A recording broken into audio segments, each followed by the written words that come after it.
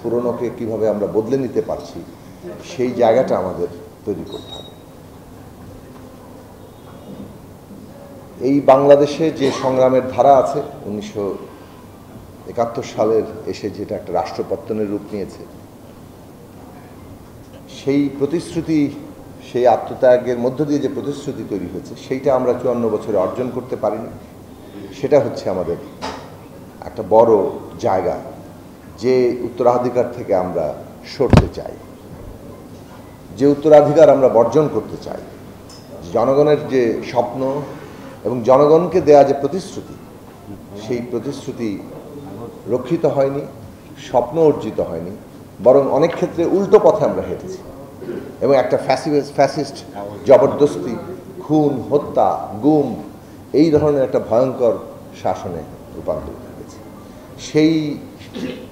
সেই ধারাবাহিকতার ছেদ ঘটাতে হবে, সেইখানে এসে নতুনের জন্ম দেওয়া। এবং সেই নতুনও একেবারেই নতুন না, কারণ গণতন্ত্রের আকাঙ্ক্ষা, গণতন্ত্রের চেষ্টা সেটা 71 সালের আগেও ছিল। 71-এর যুদ্ধের মধ্য দিয়ে রাষ্ট্রপত্তনে সেই গণতান্ত্রিক আকাঙ্ক্ষাই প্রকাশিত হয়েছে এবং গত 54 বছরে বহু মানুষ তাদের জীবন উৎসর্গ করে, রক্ত দিয়ে, বহু অত্যাচার সহ্য করে, মামলা, হামলা, গ্রেফতার, সমস্ত কিছু করে এই যে ধারাবাহিকতা, এই ধারাবাহিকতাকেই ধারণ করেছে। ফলে গণতন্ত্রের একটা ঐতিহ্য আছে এই দেশে। যেমন গণতন্ত্রের সাথে বিশ্বাসঘাতকতার ইতিহাস আছে, গণতন্ত্র প্রতিষ্ঠা, গণতন্ত্রকে রক্ষা করা, গণতন্ত্রকে অর্জন করারও একটা ইতিহাস আছে। সেই ধারাকে আমরা শক্তিশালী করলে আগামী দিনের বাংলাদেশ একটা জায়গায় পৌঁছাবে, সেই আশা আমরা করতে পারি। অ্যান্টিব্যাকটেরিয়াল অ্যাডিটিভ যুক্ত সেরা ওয়াটার ট্যাঙ্ক বিশুদ্ধ পানিতে ব্যাকটেরিয়া জন্মাতে দেয় না। আজকে বাংলাদেশে যে বাস্তবতা তৈরি হচ্ছে সেখানে বিচার, সংস্কার এবং নির্বাচন, এই তিনটি প্রধান বিষয় অন্তর্বর্তী সরকারের উপরে দায়িত্ব হিসেবে আসছে। আমাদের জাতীয় জীবনের তিনটি প্রধান লক্ষ্য তৈরি হয়েছে। যে হত্যাকাণ্ড হয়েছে, যে অন্যায় হয়েছে, তার বিচার হওয়া দরকার এবং সেই বিচার এমনভাবে হওয়া দরকার যাতে সেটা একদিকে যেমন সমাজে ন্যায় বিচার প্রতিষ্ঠা করে, অন্যদিকে যারা এই রকম অন্যায়কারী, যারা অত্যাচারের পক্ষে, তাদের পথ, তাদের সমস্ত তৎপরতাকে আমরা রুখে দিতে পারি। কিন্তু সেই বিচারে নিশ্চয়ই কোনো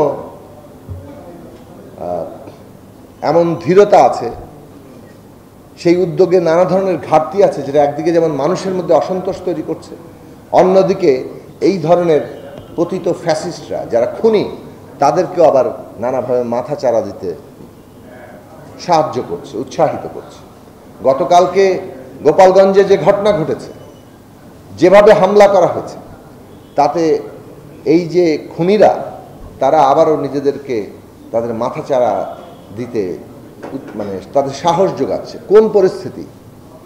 একদিকে যেমন এই যে বিচারের ক্ষেত্রে নানা ধরনের সংকট, নানা পর্যায়ে যারা খুনি ছিল তারা কিন্তু যথার্থভাবে শনাক্ত না, বরং ঢালাও নানান রকম মামলা, ঢালাওভাবে যেভাবে লোকজনকে মামলায় যুক্ত করা হচ্ছে, সেই সব কিছু যেন পুরনো প্রক্রিয়ায় অব্যাহত আছে, সেটাই মানুষের মধ্যে প্রতিষ্ঠা করেছে। ফলে খুনিরা অনেক দিক থেকে বাইরে আছে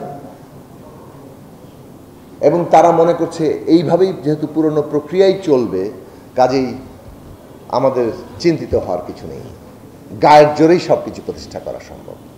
দলাদলি, গায়ের জোর, মারামারি, এইটা থেকে ঊর্ধ্বে উঠেই রাষ্ট্র নিজেকে হাজির করে, সার্চ করে।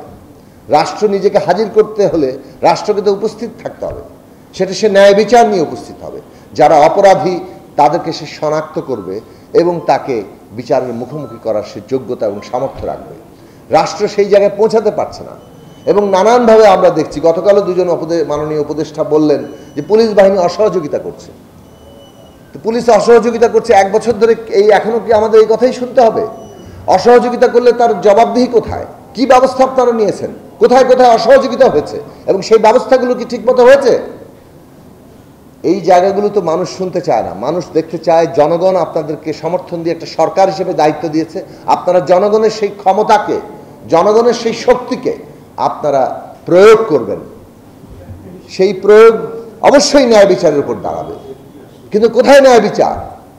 এই জায়গাটা কিন্তু আজকে মানুষের মধ্যে প্রশ্ন উঠছে।